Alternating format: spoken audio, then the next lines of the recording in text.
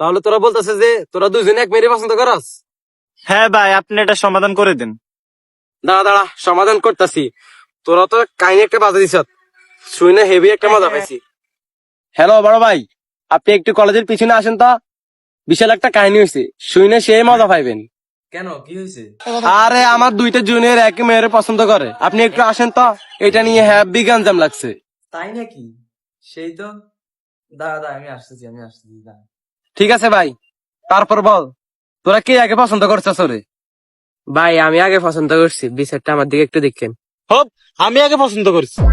আরে বাপরে, তো বল তো মেয়েটার নাম কি, দেখতে কেমন? আরে ভাই, মেয়েটা দেখতে আকাশের পরীর মতন। আরে কানে নিচে মারবো, শালার নাম কি? ভাই মেয়ের নাম সুইটি, আমাদের ক্লাসমেট, যার রুল এক।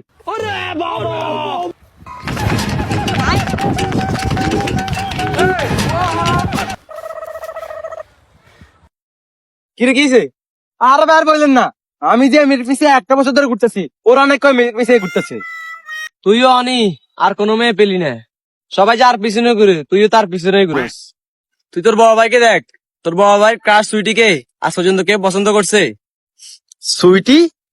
হ্যাঁ সুইটি, সুইটি নামে যে আমাদের ক্যাম্পাসে একটা মেয়ে আছে, ওইটা আমি বাদে আর কেউই জানে না। এরকম একটা মেয়েকে পছন্দ করতে হবে। গুয়া মারা সারা ভাই।